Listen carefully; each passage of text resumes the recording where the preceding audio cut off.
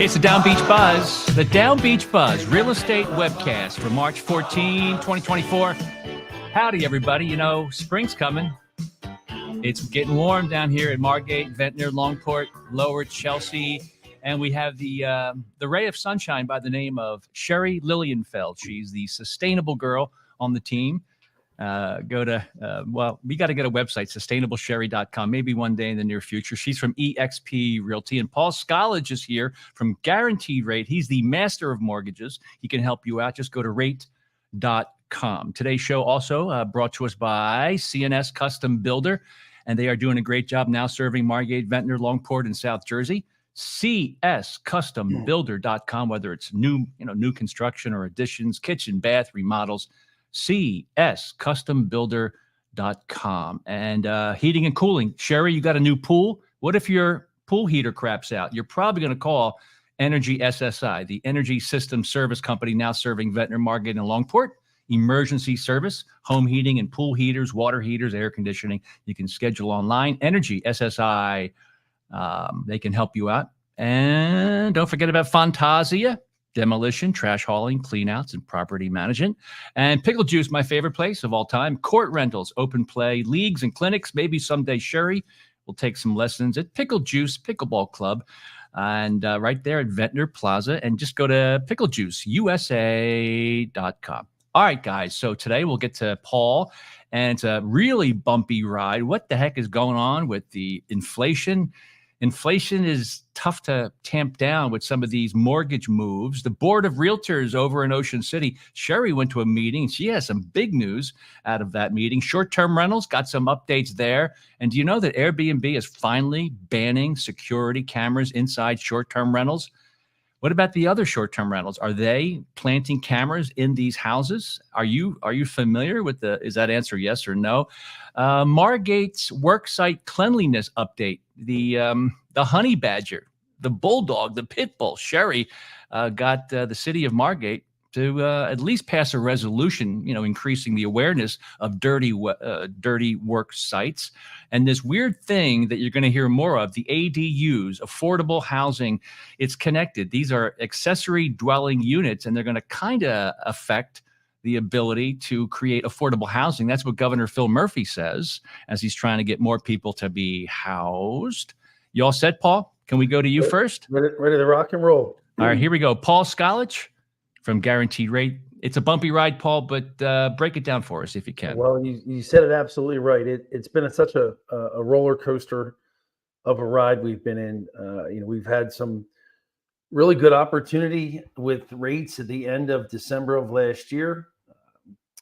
January saw numbers that were back to where we were from early spring and late fall of 2023. However, right now, with the inflation number that we're seeing, it's continuing to be on the rise, which in turn is having a major impact on what we're seeing rate wise. It's literally day to day. When I tell clients, it's a shame I could quote you a rate today and literally by tomorrow or the same day, we're starting to see a change for the worse. Last week was a very good week for interest rates. And this week we've seen obviously things tapered off. The Fed is announced that they're still going to have their 3 rate hikes. They were projected to start in March. Obviously that has been delayed. The Fed meeting minute notes come out between March 19th and 21st, I think it is. So that'll have a big impact on what we see as we move going forward. But as of right now, the Fed is still holding steady on having their 3 rate cuts. Which projected maybe June, July that we see the first one. Right now the average 30-year fixed mortgage is between 6.875 and 7%, depending upon credit, depending upon single family versus an investment property. But there's definitely, we're starting to see an uptick in interest rates. Let's hope that the Fed's path that they're projected to start seeing that first cut sooner than June or July. Hopefully we can see something, in May.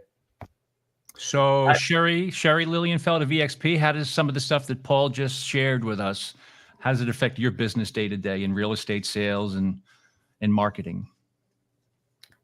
It's honestly in this business with second home markets, I feel like the stock market affects our business more than the rates, because a lot of people pull money out of their investments. They pay a high percentage of cash. And I feel like when they're pulling that money out is, or how the stock market's going up and down more affects it. It's not really the rate. And we talked about this before, yep. Like second home buyers, they put a lot more money down. They get money from other sources. They get it from their primary home or their investments. So I don't really see the effect here. What the issue is the inventory of homes, or I say properties, that are less than 3 million. That would be really great for this market, because there's still buyers out there in the 1 to 2 million price range who are waiting for good opportunities. So, Paul, down the shore in Brigantine, Margate, Ventnor, Longport, Lower Chelsea, sure, a lot of cash buyers, but they still have to tap into some equity on occasion, right? So how does that affect your business, Paul, from guaranteed rate? So there's a couple different options, and Sherry said one about tapping into a retirement 401k stock or something along those lines. The challenge there is not many people want to pull from their stock market when the market is doing very well. You have two other options that we look at. We look at what's called a cash out refinance on their primary residence. The problem when you do that, if you have a current mortgage, which typically most people have a mortgage, the interest rate on their current mortgage is probably low. They probably refinanced during the COVID timeframe. Some people probably have seen rates as low as 3%. So when you do a cash out refinance on your primary residence, you impact that first rate that you currently have. Very few people want to go that direction. So you have the opportunity to do a home equity line of credit, a home equity loan, so that you're definitely starting to see an uptick of these types of loans. People want to borrow against the equity in their house to turn around and take all of that equity and buy cash down at the shore, or close to being able to buy cash and get a small mortgage. I would just say this, I've said it a lot, and especially for first-time home buyers. This market right now, most people tell me they just want to wait for the rate to get lower, right? They want to see the rates get better, and that's great. However, you and everybody else is in the same boat. If you have an opportunity right now to buy something, and yes, the payment might be a little bit higher than you want, it's a short-term payment. You are absolutely going to refinance out of that product down the road. Is it 12 months? Is it 14 months? Heck, it could be 24 months, right?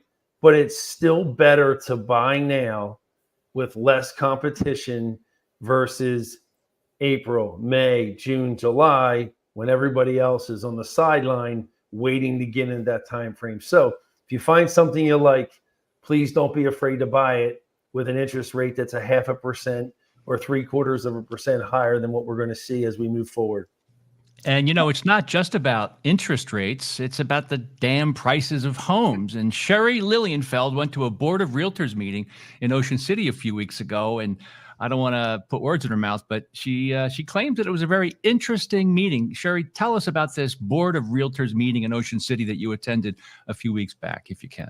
Yeah, so just to say, most realtors in this area, the Down Beach area, are members of the Atlantic County Board of Realtors, as I am. I'm a member of Atlantic County Board of Realtors, but I'm also a member of the Ocean City Board of Realtors, and Ocean City has its own board. And I find I get a lot of really good information from there. So of course I attend meetings from both.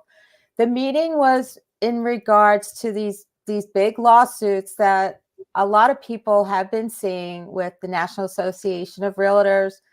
The short abbreviation for that is NAR. So the big lawsuit with NAR, some of the big real estate brokerages. I'm so happy EXP is not part of that, but all the lawsuits in total were $1.8 billion. And it's really shaking up the industry.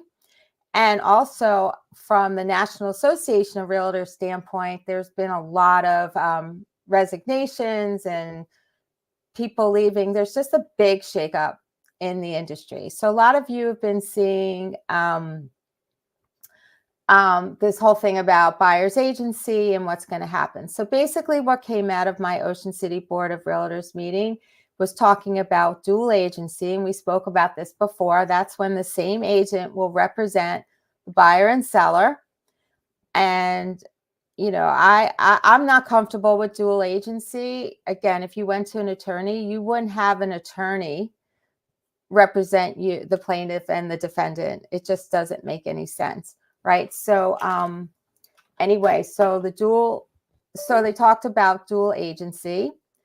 And then they also discussed disclosures and what's going to happen. So basically what they said from the meeting is they're redoing on the statewide level from New Jersey Real Estate Commission. They're rewriting our buyer's agency agreements for New Jersey. We already have one, but they're making it much more detailed. They recommended that we start now, whenever we take buyers out, signing a buyer's agency agreement. But buyers, you need to know what this agreement also says is it's like a listing agreement, but it's on the other side. You are agreeing to stay with this agent, and you are also agreeing to pay the agent if the seller is not offering a commission. So that's what buyer agency is. Some states do it all the time already. I've been doing it for years. Like Virginia, for example, it's not too far from here, but yeah, a lot of states have been doing it. So buyers expect to see your agents putting a buyer's agency agreement in front of you. And this is going to be standard. The other thing, which I thought, well, there are a lot of moans in the room when this came out. They said, one of the things the commissioners were talking about was the commission was talking about was that there's going to be separate agencies for listings and separate agencies for buyer's agents. So like right now, you know, you're signing this dual agency agreement. Well, they're looking at maybe just getting rid of that because there's so many problems that can come from it. I don't typically work as a dual agent. I like to represent one side or another, but for those agents who make it part of their business, I mean, there were a lot of moans in the room. Some people were saying, hey, I'm retiring now. This is enough. So that was one big thing. So everyone should be aware. I do want to make a point to the sellers though.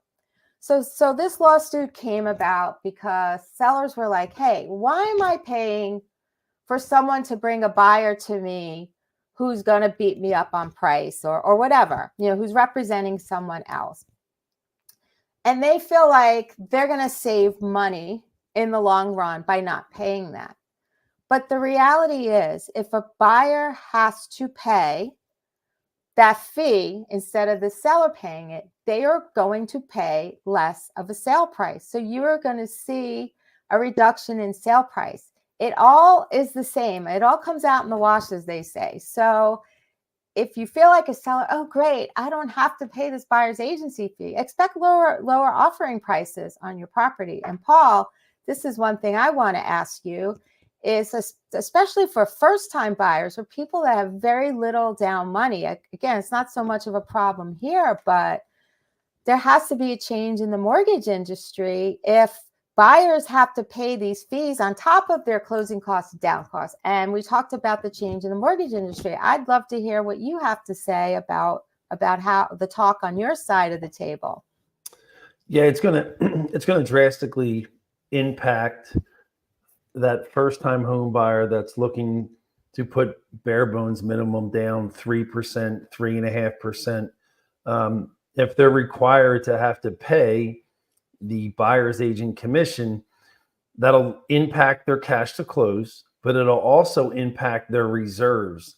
And the reserves are something that's very important in the industry. And what they are is, after a borrower closes on their loan and pays their closing costs and their down payment, the industry, the bank, the investor likes to see that the borrower has X amount of money in the bank to cover the mortgage payment for how many months if they lost their job. That's what we call reserves.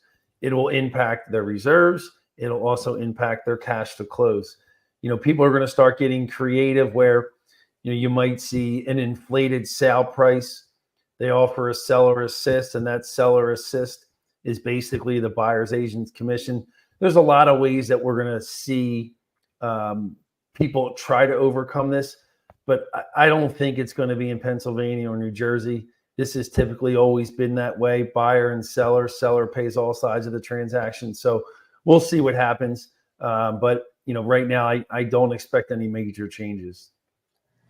I mean, I hope not. But again, like if sellers think they're saving money because, now the buyer is going to pay the buyer's fee, again, that sale price is going to be less. I just really feel like the seller, it should come out of where the money is available. But you sign an agreement saying maybe you don't have dual agency, which I see a lot of problems with that, but you still have the seller paying both commissions, but one side is, the buyer's side is more properly represented. Let me ask both of you, Paul Scollage of Guaranteed Rate, as well as Sherry Lilienfeld of eXp Realty. What's your guess? Out of the percentage of people that you come in contact with, you help with real estate and mortgages and money and financing, how many of them do you really think understand the concept of dual agency, the pros and cons? I want to tell you very little have any idea. Well, let me back up. Some buyers, if they're not under a buyer agreement, will want to call the listing agent because they think that it's better by going with the listing agent, and the listing agent can help out with the transaction. Make no bones about it, that listing agent is for the seller all day long. So I rather it not see dual agency, right? I think it's fair for both buyer and seller, but a lot of times I'll hear a buyer say, no, I don't want to work with that agent anymore. I want to call the listing agent. And I try to tell them it's not the right move, right? They don't have your best interest. The best interest is in your buyer's agent who represents you, who wants to be on your side. And that's the way that I sell it. And how about you, Cher? What is your feeling about, do people that you come in contact with, are they familiar with the concept of dual agency or dual agent? Well, they're signing a disclosure that explains it.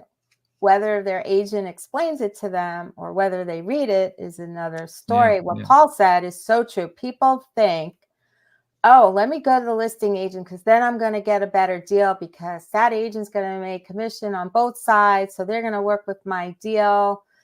But they're not. But you got to understand, there's more than just a price with real estate. There's a lot of disclosures that have to happen regarding, for example, the condition of the property or something that's going on. And you need someone that's really has your back, that's going to dig for all the things you need to know about.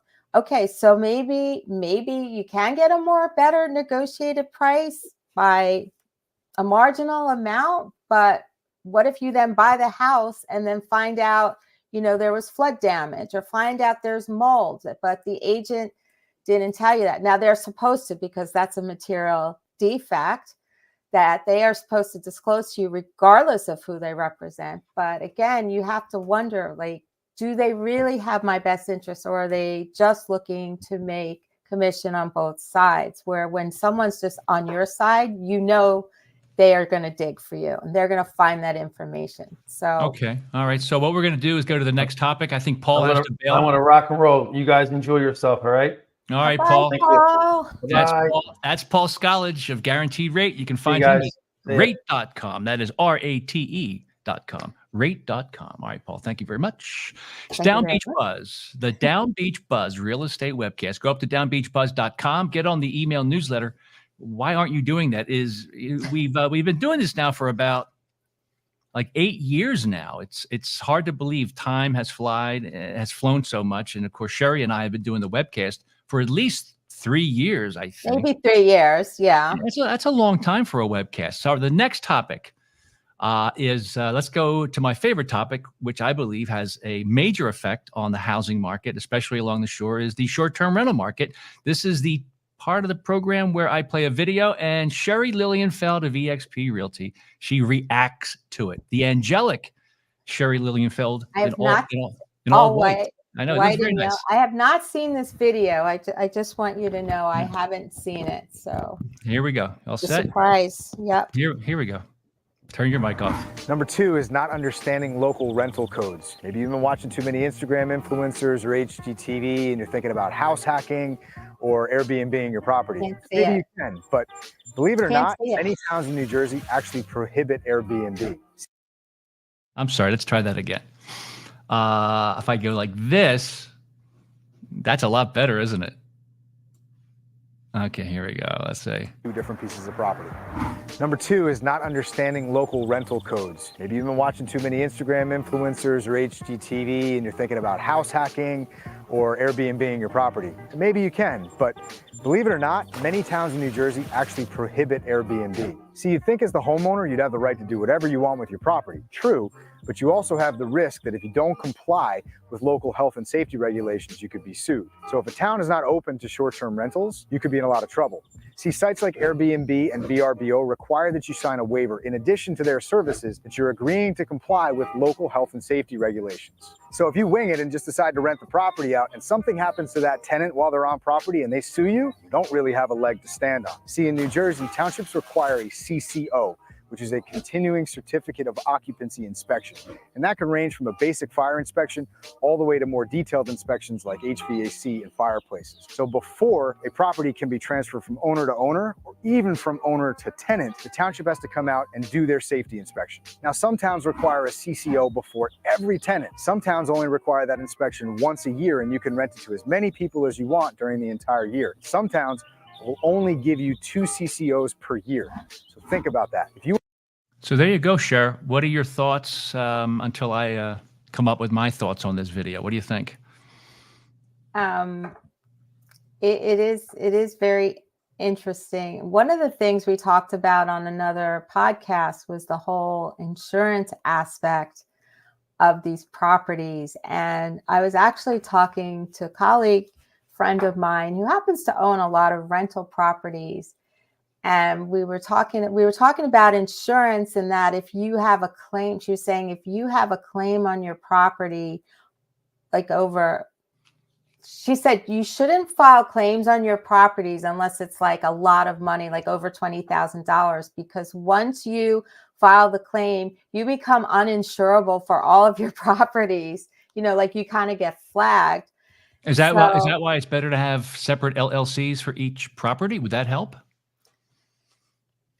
Probably, yeah, maybe, unless I don't know how the insurance company works. But it's something to consider, yeah. The insurance is something really to think about, and because insurance is so high now and it keeps on climbing, a lot of these landlords aren't properly insured for short-term rental. Short-term rental insurance rates are a lot higher because there's a lot more risk. So, and the same thing is if you have to call Paul Scollage for some money, some financing, it's a lot more. It's a bit more expensive than if you were getting it as a secondary or a primary residence, right? Yeah, because again, it's higher risk. You're more likely to walk away from an investment property than a property that you own and use for yourself. So, yeah, I think a lot about the insurance and how people think that they're helping themselves by, going for the lower rates. And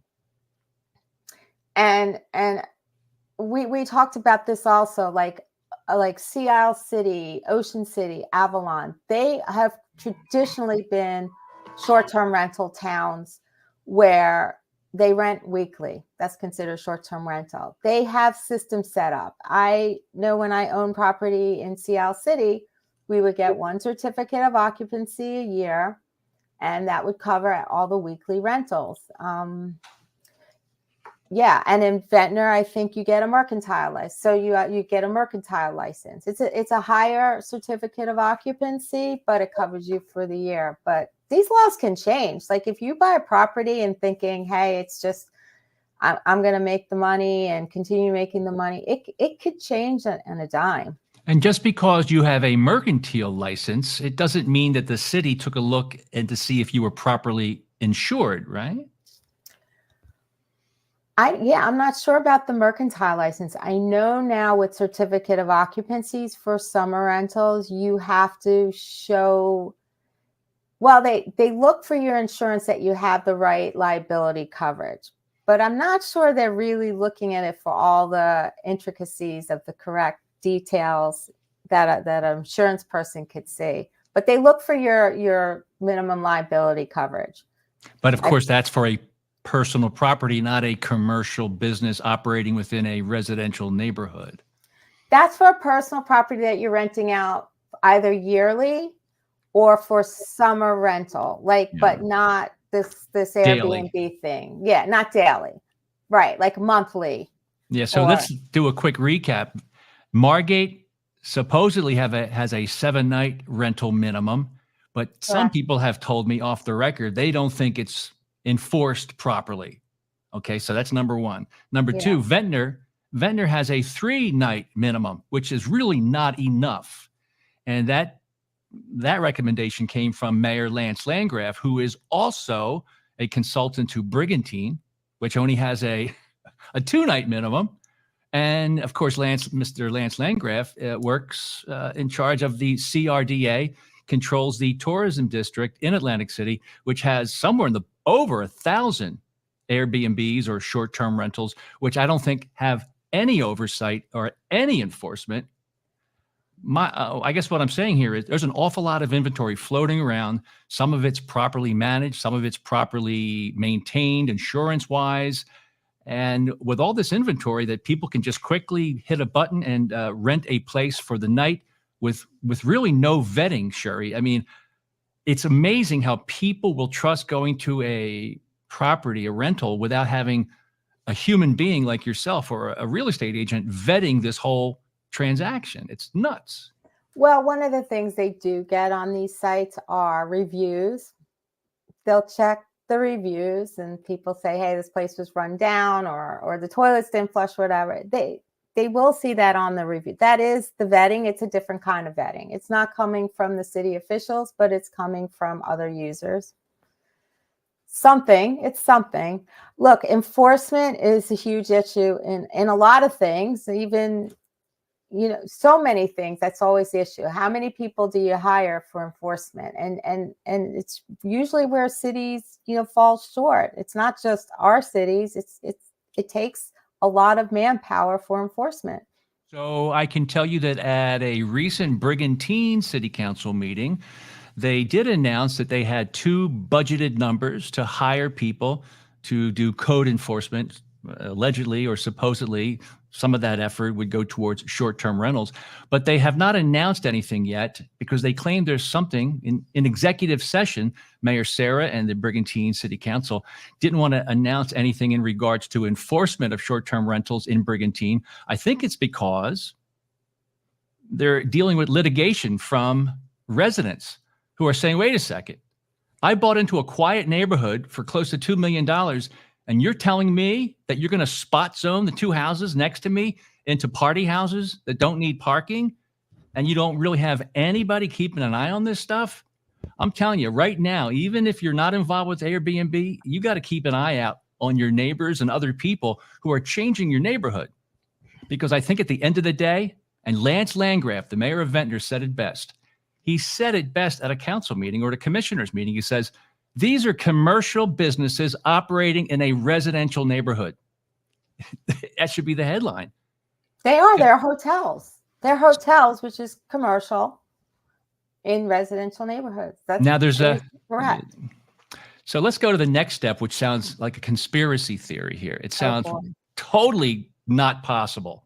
But in today's day and age, Sherry Lilienfeld, anything is possible, right? Anything. Okay. So it's the DownbeachBUZZ Real Estate Webcast with Sherry Lilienfeld of eXp Realty and Paul Skolage of Guaranteed Rate. Reach him at rate.com. And our new intern, we want to thank, because Zach took some time off. John Jurgatis is doing a great job with our interning and our production. Thanks, John. I appreciate that. The next step here is all this inventory share. Our Governor Murphy has been pushing hard for years something called this Mount Laurel doctrine, where you, as a municipality, you can build, but a percentage of your new build have to be affordable housing. And this thing called ADUs, accessory dwelling unit, which quite frankly, in a very concise way, just means I can turn my garage or that shack in the back of my yard into a residence. And it can be legal. That's how Governor Murphy is increasing putting people in homes. But it goes one step further. Watch this video, Sherry, and then I'm going to ask you to react. Here we go. What's up, guys? John here. Elon Musk issued a warning to America 60 days ago that the migrant crisis is going to get a lot worse, and migrants will soon be moving in to suburban single-family homes all throughout the country. Elon Musk said that migrants will, quote, come for your home after a video was shared to X of migrants being dropped off at a school in New York City. It sounded far-fetched, at least in my opinion, 60 days ago. But now what you're starting to see is that is in fact what is happening. It's happening in Denver. They just announced this 2 days ago. Denver property owners are being asked to rent to migrants. City officials are apparently asking rental property owners to rent directly to immigrants. The effort is meant to save millions of dollars as the migrant crisis is adding a strain to the city financially. It's happening inside of Boston. It's happening in New York City and Philadelphia and California, all over the country. This is what is happening. Now you have to ask yourself, when you look at the chain of events unfolding in America, you can see one thing and one thing very, very clearly, that Americans are going to be in a very desperate situation very soon. Sky-high credit card debt, record-high home equity lines of credit, layoffs that are unfolding, insurance premiums going through the roof, property taxes going up. And when people are in desperate situations, they do things they otherwise would not consider doing.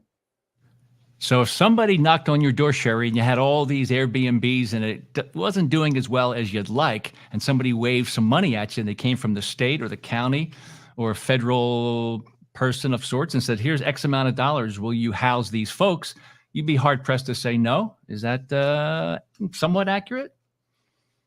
You're saying if I had Airbnbs, or if you had, you were, some of them were struggling, or maybe you're a newbie and you were getting started and you can't rent your place out. You got in too late. And all of a sudden somebody says, I'll give you $2,000, $3,000 a month to house these people that need a roof over their head. This is what this gentleman is saying right now. This is the stuff that is happening in other cities. Your thoughts? Does it sound too crazy as a local Down Beach realtor? I think it kind of does. It's almost unbelievable. I just remember, and I think they still do this, like they take the people out of prisons and they pay for them to rent in Atlantic City in the rooming houses, and the rooming house owners like that because they were getting regular paychecks. But what it meant was all these people coming out of prison were being dumped into Atlantic City. I don't know if it's still going on, because I used to I had a client that owned a lot of rooming houses that I'm not working with anymore, but it's a similar kind of thing. Like, the money is good. Yes, you're right. Like, the money's good. I could definitely see people who are struggling. Insurance rates are going through the roof. Taxes keep going up. They're struggling with their investments. Yeah, they're gonna take it. I could definitely see that happening. Yeah, so you heard me say these three words: accessory dwelling unit, the ADU. Were you kind of shocked to hear that Governor Murphy just a few days ago at his fiscal year address, he talked about a way of getting affordable housing everywhere, and it's this thing called ADUs. In addition, Mayor Sarah Brigantine talked about this recently. He knows that by the year 2025, next year, all municipalities throughout the state of New Jersey have to have a plan in place and filed with the state saying, here's how we're going to deal with affordable housing. And let's play a little bit of the clip from February 27, Governor Murphy talking about his game plan for affordable housing, whether you like it or not. Here we go. No, I don't think I'm going to find it. I'm probably not going to find it. Anyway, share your thoughts. So I had heard about this. Now, keep in mind, because I do commercial real estate as well, I see I see the benefit of this when you're developing an apartment complex with 50, 100, 200 plus units, and they say, hey, when you develop this, a certain percentage of your units should be affordable. And this happens when you have those big apartment buildings in urban areas that have a very mixed socioeconomic population. But to take this and say every single municipality needs to start doing this, look, I see everyone should have opportunity to live wherever, but we don't have the land. Like we don't have the land. Like there is no land. Like where are we going to start doing this percentage? Let's start playing the clip. I found it, and then you can react to Governor Murphy's speech. Here we go. Increasing the supply of affordable housing in New Jersey. And these investments are paying off. Last year, this is remarkable, for instance, New Jersey permitted more new housing units than the state of New York for the first time ever. And they have 10 million more residents than we do. But we need to keep building because New Jersey is popular and the demand for housing continues to way outpace supply. And I want to thank the members of our legislature who are working with great intensity and determination to pass legislation that will accelerate the process for building new affordable housing units. In fact, in anticipation of that legislation, our budget will increase funding for the construction of new affordable housing units all across New Jersey. To give you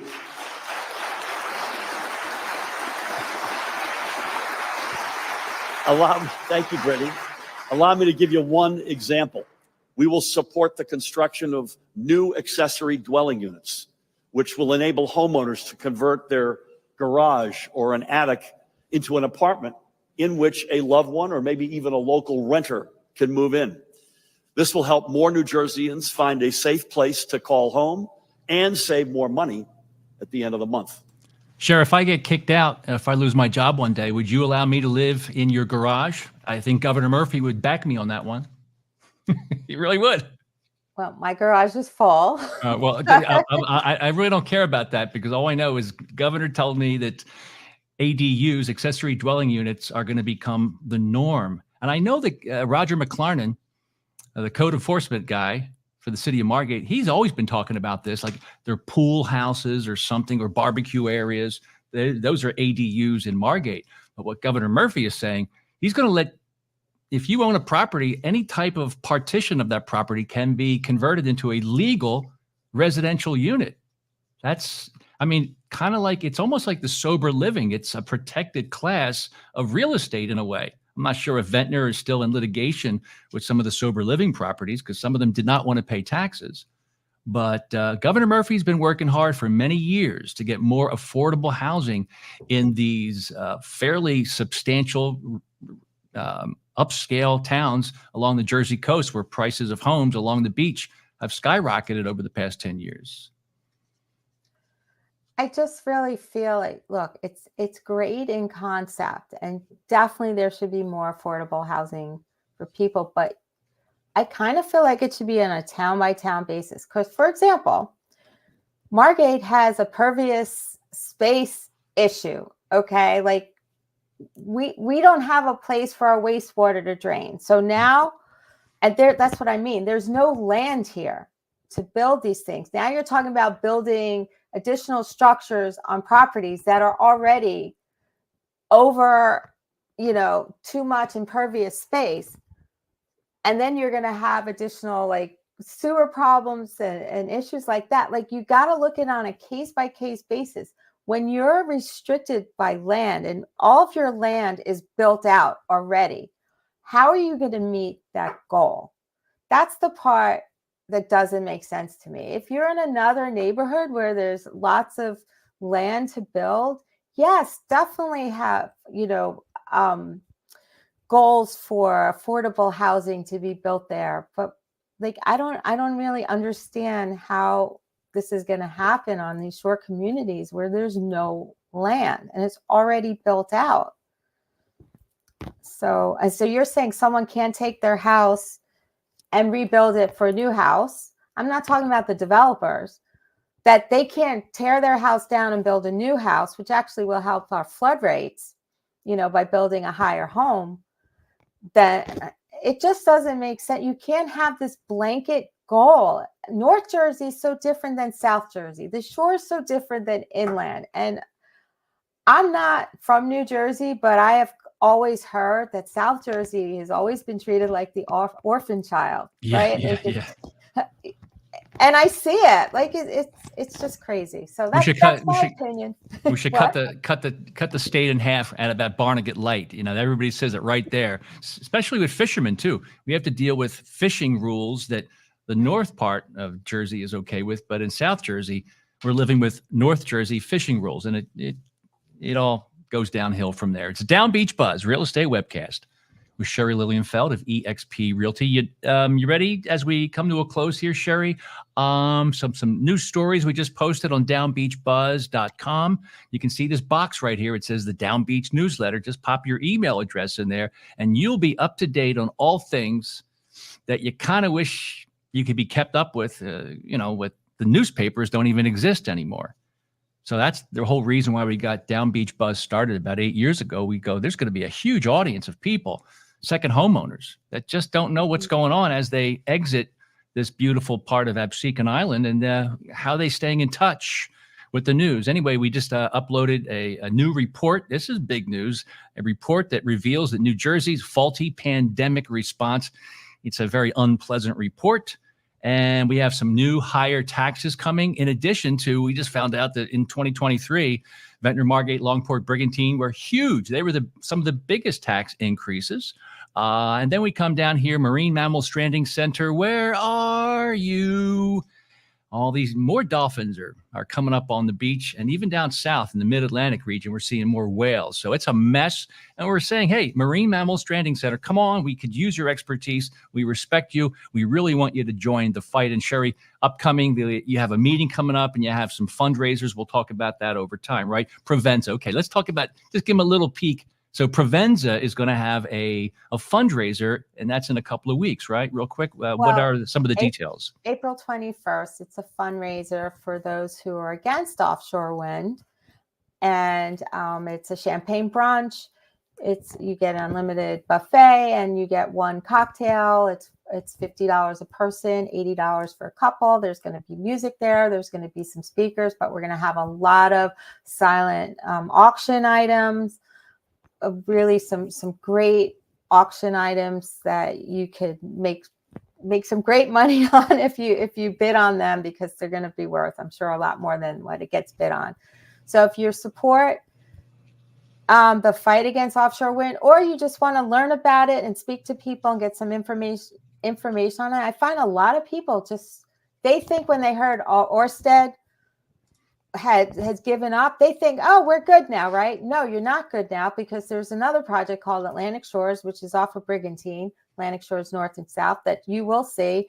But also Ørsted still owns the lease area out in the ocean, which they'll sell to another developer. Yeah. It's not done. That's crazy. That's crazy how a foreign company control and own a big plot of land that's under the water, and they have the rights. If we don't want to develop it, we'll sell it to somebody else. Who created that rule? No comment. And before it gets too late here, here's the final story of the day. Airbnb bans indoor security cameras for short-term rentals. In a significant policy update, Airbnb will soon ban indoor security cameras within their short-term rental properties. This new rule takes effect on April 30, 2024. And following numerous reports of hidden cameras, Airbnb has made an official policy update to address growing privacy concerns. Despite a rarity of such occurrences, the short-term rental company says this policy revision underscores its commitment to safeguarding guests' privacy. And people get kind of freaked out. You can have cameras outside, but the camera can't be pointed at the hot tub. It's just creepy to think that there are people moving in and out of a house right next door to you, and there's nobody locally keeping an eye on it. Like in Brigantine, Mayor Sarah really dropped the ball on this one. He allows the primary contact of that Brigantine short-term rental to not even live in the area. Anywhere in Atlantic County is fine. So who do you call? At least Mayor Lance Landgraf of Ventnor was smart enough to say, All right, the contact person must live in Ventnor. When you have third-party people, third-party managers of these short-term rental businesses, you're dead if you live next door. Who are you going to call? Who are you going to call? So that's right. And just be careful, everybody. Inflated home prices, real estate insurance, possible legal issues. You cannot have a commercial property operate within a residential neighborhood. That's what Lance Landgraf says. He knows about this stuff, but for some reason, nobody seems to care that much in the Down Beach area. You got to protect the rights of your property and make sure they adhere to local law, local ordinance. Residential neighborhoods are called residential neighborhoods for a reason, because there's no commercial activity going on in there. And weekly rentals, monthly rentals, they're kind of cool. But when you start renting in and out every night or a weekend, that's when the problems occur. And you can tell, Sherry, I believe that short-term rentals really affect the market, and it hurts the economy of down the shore. You don't have enough local employees. You don't have enough people living here to fill all these jobs. Even though short-term rentals give you a nice boost in the summertime, it kills the off-season. It kills the off-season. Did you see this, Cher? Longport. So the new census numbers are coming out. Every 10 years, they count how many people are in a town. In 2012, Longport had 979 people. It's down 21% now that we're 10 years past. The 2022 population of Longport is now down to 776. Brigantine used to have 9,600 people 10 years ago. Now it's down to 7,700, down 19%. These towns are all going the way of what? Sea Isle City, which is awesome in the summer months, but you don't want to live there in the off season. You're going to lose more full-time businesses. You're losing banks. You're losing doctors down here. You're losing gas stations. You're going to lose your schools. You're going to lose your schools, or Governor Murphy or whoever is going to force other people to take up all those extra seats. It's going to happen. It's going to happen. It's going to happen. It's going to turn our schools into short-term rental. I mean, not short-term rental, affordable housing, apartment complexes. Yeah, you just have to, everybody has to, you know what the simplest thing to do is to keep up with what's going on with your leadership? Demand that they turn the cameras on so you can watch planning board meetings. You can watch council meetings, commissioner meetings. Go. You betcha. I'm you gonna didn't let me talk about the last meeting, the resolution. Oh, yes, but I'm leading into that. So, okay. You're proof that by getting and being respectful every time there's a meeting and having 3, 4, or 5 minutes on that public comment microphone, it works if you are respectful and you've done your homework. But I'm telling you, a lot of towns don't even allow people to watch what's going on during these meetings in real time. It's difficult. Like, for example, in Margate, you cannot listen live to a Margate planning board meeting. Oh, you can listen to it after the fact, but the vote already went down on something. The public comment already went down on something. You, as the taxpayer, for you to allow the planning board and the mayors of these towns, Ventnor, Margate, Longport, Brigantine, Atlantic City, to not provide access to these meetings through cheap, easy-to-use technology, it's really up to you to crack the whip. And Sherry will explain what she did, and she won. She got a resolution to keep these construction sites cleaner and safer, right, Sherry? Yes. So since October 19th, I have been going to every single workshop and commissioners meeting. They had the workshop first and the commissioners meeting afterwards. And I started with my proposal of an ordinance for contractors to keep their work sites clean, very minimal investment on their part. There's a tent you could put over a saw with a vacuum attachment. They can get it on Amazon for $129. So for them to say, oh, it's going to cost more money, honestly, it's going to cost them less money because they just put this thing on. It sucks all the contaminants. They have a tarp underneath. There is no cleanup. It's done. As opposed to polluting our streets, our stormwater, our air, our soil. Anyway, I proposed this and they were receptive. They listened. Scott Abbott was very vocal about it because once he researched it, yes. So that white stuff that you see, that is not snow. And Scott is the city solicitor, the attorney for the city. Yeah. Yeah, the attorney for the city. I also, once I explained it to him, because Scott's a very intelligent man and he'll do his research, and he did his research and he's like, wow, this is a problem. We need to do something, and we can do something. So he stated that he was behind this ordinance. Anyway, good. Clean Ocean Action has gotten involved. They are a nonprofit. They're a 40-year-old nonprofit who actually is responsible for stopping the dumping into our oceans many, many years ago. So they are all about clean water and legislation to enforce that. So they got involved. They have an attorney on their staff to help us rewrite this ordinance so that it's simple, direct, and enforceable, but not just for Margate, but across the state. Oh, I also want to say that Mays Landing, because we talked to other municipalities about this, they also adopted a resolution. So so what happened is Margate on March 7th did not adopt an ordinance, but what they did adopt was a resolution that basically stated everything in the ordinance except, I guess there aren't going to be the fines. It's about educating the contractors. They want to educate the contractors. They want to make them aware. They do.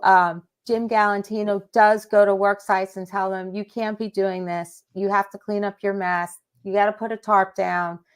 So I have definitely noticed a change around town. I am so excited. I'll drive around sites and I'm looking for those microplastics and I'm not seeing it. They really are doing a lot. So they unanimously adopted this resolution. It's resolution number 74-2024. So you were initially kind of disappointed it was only a resolution, not an ordinance, but this resolution seems to be getting the job done. So it seems like it's a win-win, right? Yeah, no, yes, it's getting the job done. They're taking it seriously. And when I asked Mayor Collins, is the intent to actually have an ordinance, or is this it? He goes, no, we do plan to have an ordinance, but we want to work with Clean Ocean Action and make sure the wording's right, because once we sign off on it, so a resolution is sort of like a letter of intent, where an ordinance is a law. Once we sign off on this as law, they want to make sure it's right coming out the gate. And I respect that. They want to get it right. They are definitely making change. I believe at the building department, they're giving out the flyers that I put together in English and Spanish, educating the contractors on what they should be doing at their work sites. So I'm seeing change, and that's what's important. Yeah, you won. You are that bulldog, that pit bull, that sustainable sherry, that honey badger that never gives up. This is proof. If you're respectful, you do your homework, and you kindly get up there on the microphone during public comment for the commissioner meetings or the planning board meetings. In many cases, they will take you seriously as long as you have your wits about you. And especially if those of you who are upset about what's being built next to you or the variance being given over here is going to affect your life, your ability to have a quiet neighborhood. It's important to really go to these meetings. And one of the first questions you should ask is, why are you not letting us watch these meetings live online? Because Atlantic County does it. Atlantic County does a great job letting people public comment from a remote location and watch a live meeting. Atlantic City does it as well. Ventnor does it. It's crazy that Margate will not do it, and Longport is the worst of the worst. I love Nick Russo, the mayor, but every time they say you are prohibited from making a comment, that's a big middle finger to 99% of the taxpayers. So I know that eventually Mr. Russo will get it together, and Brigantine is kind of coming along a little bit. They're a bit of a mess. Ventnor does a great job with the commissioner meetings, but they fail miserably with the planning board meetings. Brigantine stinks with planning board meetings, don't allow it. Neither does Margate. Planning board meetings is where all the action is, Sherry. You hear me saying that all the time. You never know how they're going to change the zoning laws right next to you, this thing called spot zoning. You better start paying attention, everybody. You might think you got a good deal on a house, but you don't know that you just bought into a beautiful, quiet neighborhood that's about to become a mini hotel strip, because Ventnor and Brigantine and Atlantic City are ripe for it, as most other shore towns have really clamped down on unregulated, poorly managed short-term rentals. I have to say, I have learned so much going to these meetings, and I am very surprised. Look, a lot of people don't live here year round, but yeah, I'm surprised there's like hardly anyone at the meetings. And it's funny, they see me coming in, they say, oh, here's Sherry. She's going to talk about those microplastics and the contaminants again. But I can, if I can tell you why it's not that crowded, because most people don't even know what's going to be discussed. Because when they put the agendas up, they talk in code. They type these things out. You don't even know what the hell they're talking about. They talk about lots and the lot number, but why not talk about what this lot is, where it's located in the actual address that lay people know? Well, the other thing is they say, oh, we're going to adopt this ordinance number, blah, blah, blah, blah, blah, but you don't know what ordinance, blah, blah, blah, blah, blah is. Yeah, so it's you research it. And when they in the beginning of the meetings, they always say, well, we did our duty. We legally placed this notice in the Press of Atlantic City, the Philadelphia Inquirer, the Asbury Park Press, the Camden County Courier, blah, blah, blah. I'm like, our website. Who the hell reads that? Who reads that? Yeah, but it's the law. At the very least, you know what they can do, Sharon? They can have an email list. Each town, Margate, Ventnor, Longport, Atlantic City, here, give us your email address. And the moment there's a public notice, you'll get notified. They don't want to do that because it's too easy. And it's then a lot of people will show up. Yeah.